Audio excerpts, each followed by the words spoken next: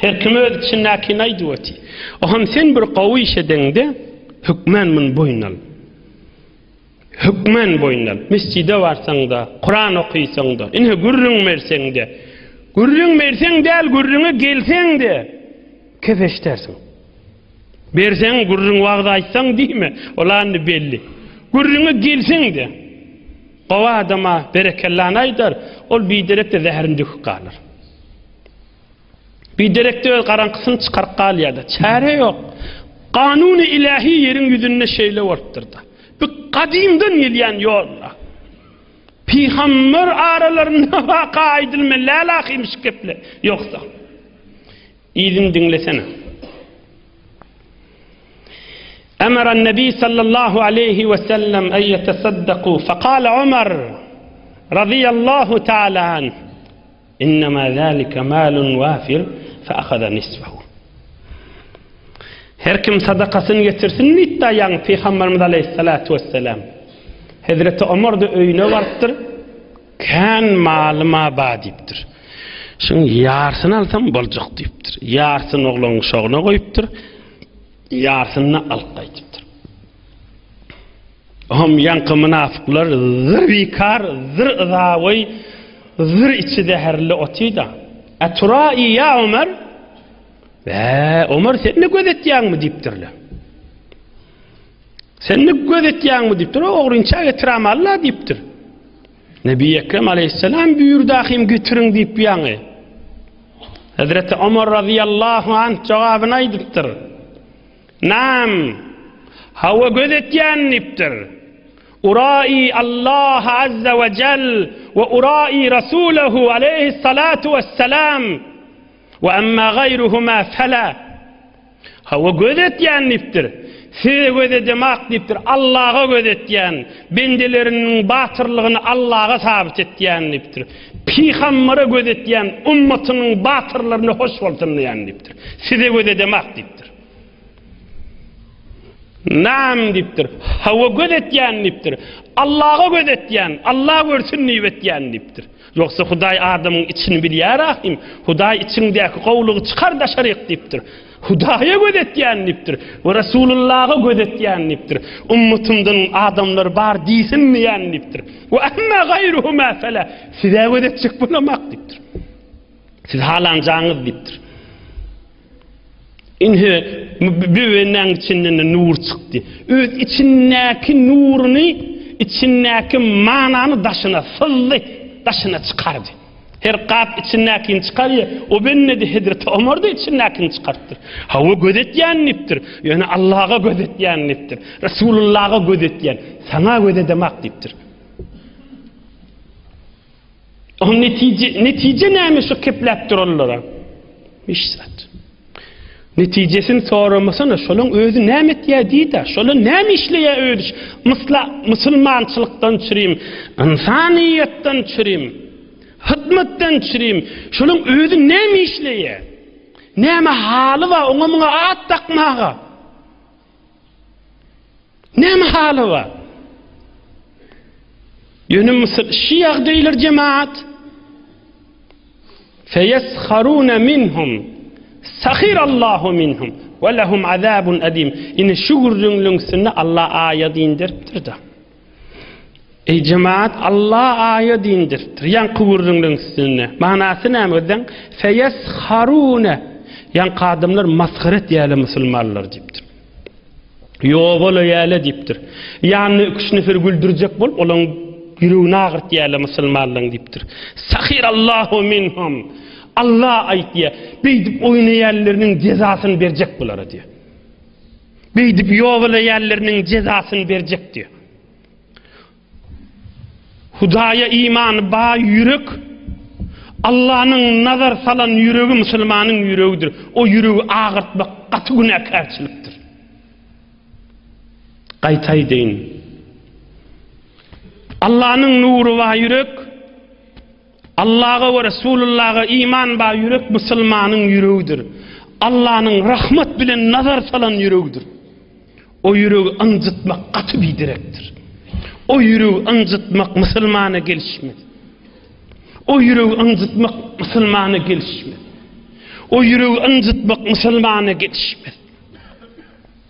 Mizinni bilen atıp durmak gelişmez. Koyun aydeyin diyemek gelişir. Ak aydeyin diyemek gelişir. Hak aydeyin diyemek, o da haçan, o da ödüne var, kenara çek. Yani başka adam bolmasın. O da nesihatı bir uğrun bilecek bolsan, aytacak bolsan. Bir vakitte bir adam bir merekede, o İmam Azam'ın zamanında. Bir adam, bir ulemalın birine, bir evliyalın birine, dur hay dost sana aytacak nesihatım var deyiptir. Bir adam, hemen bir mescidin eyvanına, bir qav adamların arasında, bir cemaatin içinde, bir adam, bir qav adam, bir evliya adam, bir alim adama deyiptir, hay dur deyiptir, sana aytacak nesihatım var deyiptir. Ol İmam Azam Ebu Hanife yalı adam näme deyiptir.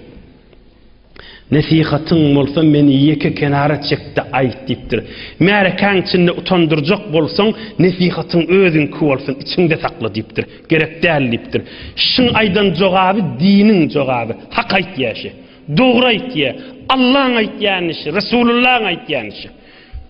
Kenara çekti ayt. Utandırmana ayt. O merekan içinde hayta namazda beyt yan ha deyip özünü bir höynäme sıraptı onu utandırıp koymak şeriatta yok. Allah icazet vermiyor. Huda için aytyan bolsa aytmasın. Yok başka da attan çürüyüm aytyan bolsa o halancası oluyor. Onun Hudaýyň cezasını verir. Onu utandırmasın beyt. Müslümanyň hormaty var. Müslümanyň ihtiramı var. Özüňden kiçide bolsa rahmi var. Özüňden uluda bolsa ihtiramı var.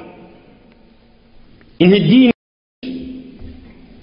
İnne hamana yankıvırın içinde de hamana şol gözetyenmiş. Yani Hazreti Ömer, Abdurrahman ibn Avf hamana şolar gözetyenmişti. Ya gözetye yani adamlardan çürümüş etdiye. Huda için etmeye diyeyli. O ham şu keplep duran adama diyese, o sana näme ham? Sen näme? Huday senden soracakmış onu. Huday aytacak şu kepleyen adama, sana näme diyecek? Sen özüň oňor diyecek. Nesihatyň bolsa barda kenara çekdi ayt diyecek. Näme diýmeli şoň jogabyny? Jogaby ýok utançlykdan başga. Jogaby ýok ruswalykdan başga. Jogaby ýok biýabrylykdan başga. O ýöne kepleýänligi bir näçe zatdan şu namart dünýäň içinde özüne hesap açýa. Men şonu güldürenim menen, şonu utandıranım menen maňa zat diýilmez diýen wagt özüniň oturan sendelisinden, ya özüniň ýaşuly aktyk çoğlugynyň källiginden, ya töwreginde doganynyň källiginden o Huda ýada salanda şondan hesap açyp şu kep gaýrysyz aýtýa, emma işte kabirde ýekeje Hudaýa sataşjak ahim. O taýda peýdasy ýok anbiýanyň şuma halky magamı. Şuma halkı görürün, şuma halkı dayanyan zadyň, Hudaýyň huzuruna baran diýişdat ýok ki. Ine bila bir wurdyň. Ikilençisi de sen gowy işetýän adam şunu ýatdan çykarma. Ya gelin bolsun, ya gaýnany bolsun, ya är bolsun, ya däde, ya ata bolsun, ya hun bolsun, ya karment, ya karger. Şu gowy işediňden soňra azaly kefa eşitmeli bolarsyň. Onu kadimden gelýän zatda, bunu peygamber eşitipdir. Peygamberler eşitipdir. Sahabalar eşitipdir. Abdurrahman ibn Avf eşitipdir. Hazreti Ömer eşitipdir. Hiç tatlı deyip bilmeýärler tarafada. Turakana yoksa vurup benjip hiç tatlı diýilmeýärdi. Resulullah janny eşitip şolaň azaly keplerini. Ol Huda için on ýudunmaly bolýar. Beter ýüregiň agyrjak bolsa, beter ýüregiň agran düşjek bolsa, bilýänsiňiz ya görýänsiňiz ya eşitýänsiňiz bir ömür ýaxşylygy döweti biri. Bir ömürde şondan narahat kefeşlik gelýärdi. Ajip bir gengat. Bir ömür ýaxşylygy döweti ha. Bir ömürde şondan narahatçylyk eşitlik gelýär. Şonda ýüregi agyrsa bir kase suw alsyn. Bismillahirrahmanirrahim. Ya nur ya Allah.